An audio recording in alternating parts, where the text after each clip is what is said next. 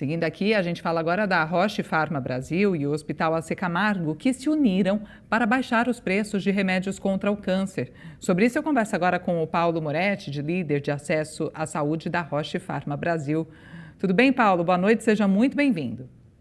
Obrigado, boa noite, Natália, tudo bem? Tudo bem, olha que notícia interessante, né? E queremos sua ajuda para a gente entender melhor. Esse contrato, Paulo, é chamado de compartilhamento de risco, certo? Explica para a gente como é que isso funciona na prática. Sim, nós temos hoje 3 acordos com o AC Camargo, diferentes, que chamamos de compartilhamento de risco, porque está relacionado ao acompanhamento do tratamento dos pacientes, e caso este tratamento não atinja os objetivos clínicos esperados, e seja necessário interrompimento ou substituição para outro tratamento, nós temos um acordo de reembolso ao hospital deste ciclo inicial de tratamento dos pacientes de câncer de pulmão e de fígado hoje. Existe um terceiro modelo que estamos começando com o AC Camargo também, que acompanha o risco da necessidade de extensão do tratamento. Então, dentro de um protocolo, dado uma quantidade de ciclos terapêuticos específicos, mas o paciente não evolui da forma esperada e há necessidade de uma expansão, a Roche também entra compartilhando o risco financeiro dessa expansão de tratamento do paciente. Interessante. E, Paulo, de fato, o preço dos remédios tem um peso muito grande, né? É a maior dificuldade para o acesso ao tratamento e para se ampliar e agilizar esses tratamentos? Nós estamos falando de terapias de condições de saúde complexas, de terapias inovadoras, que tendem a ter um custo bastante relevante para esse tratamento. Então, nós entendemos que para que a gente possa ampliar o acesso a essas inovações e que a gente também possa garantir o valor que entrega para o paciente do melhor cuidado possível, é muito importante que todos os setores de saúde estejam dispostos a dialogar para a redução, para o controle desses custos e para trazer uma sustentabilidade para que essas inovações possam chegar para os pacientes, né? Com certeza. E, Paulo, inicialmente esse acordo contemplava casos ali de câncer de pulmão, de pequenas células, depois foi ampliado para câncer de fígado. Como que isso foi De câncer de possível, né? fígado.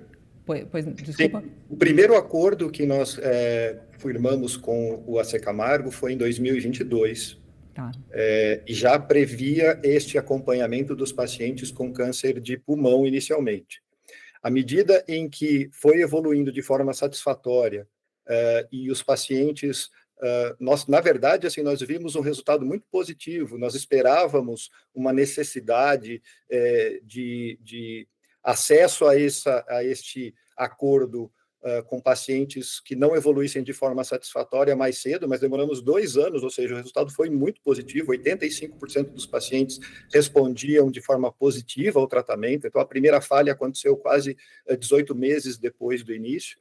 À medida que isso foi ficando mais claro, que isso foi criando uma clareza para as duas partes, fomos entendendo que existem outras jornadas de tratamento, existem outros pacientes e outras terapias que também poderiam se beneficiar dessa estratégia, e hoje, além desses 3 acordos, nós estamos em negociação com o próprio hospital para expansão para mais 2 jornadas de tratamento de pacientes com modelos semelhantes ao que nós já temos com eles.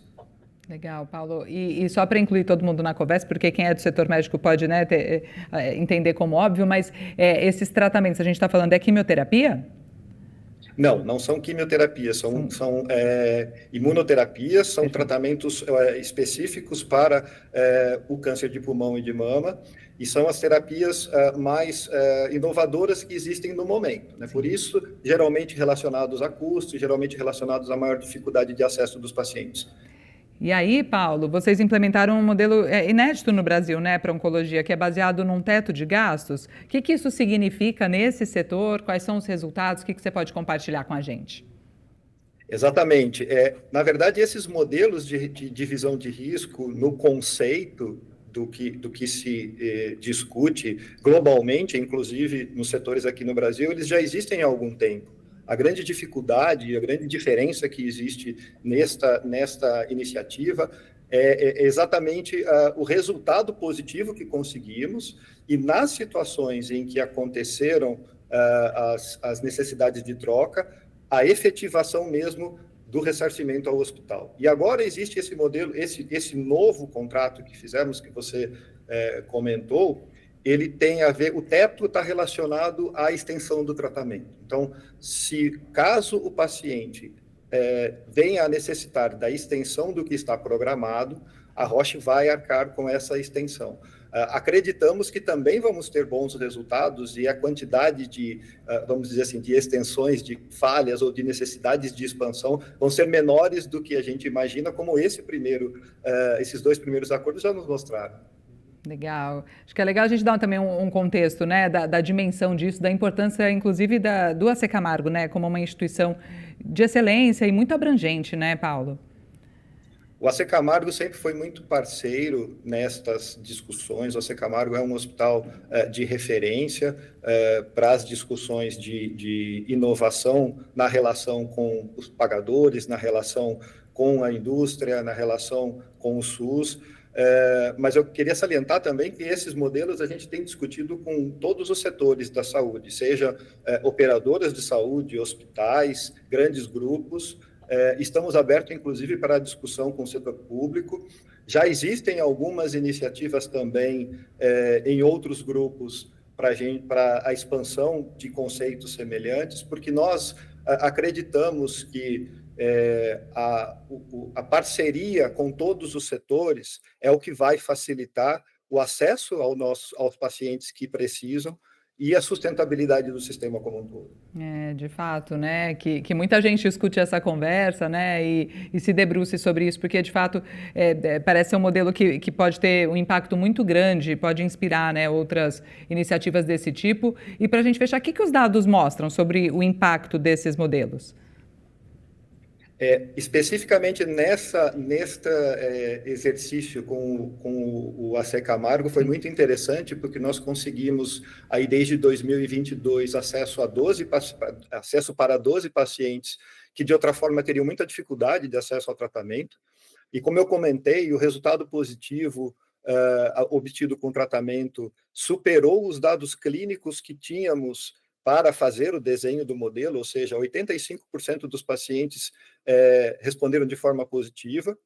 E o terceiro ponto que eu gostaria de salientar, que é a dificuldade que existia na percepção do início, de que se houvesse a falha, todo esse arcabouço para o reembolso da indústria ao hospital iria funcionar, e realmente funcionou, e realmente aconteceu, e acho que esse foi o impacto do primeiro modelo que, uma vez definido o risco e o acordo entre as partes, quando aconteceu o evento, o contrato foi cumprido de forma adequada e toda a parte operacional funcionou de forma adequada para que a gente pudesse fazer o ressarcimento para o hospital.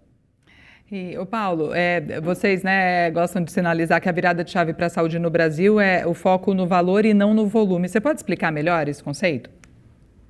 Sim, eu vou dar o exemplo exatamente do que aconteceu. Tá. Os pacientes de uma falha terapêutica e que precisam fazer uma substituição de terapia, é muito importante que esse acompanhamento do paciente e esta evolução seja acompanhada de forma o mais rápido possível para que ele possa encontrar o resultado de tratamento mais eficiente, o mais rápido possível.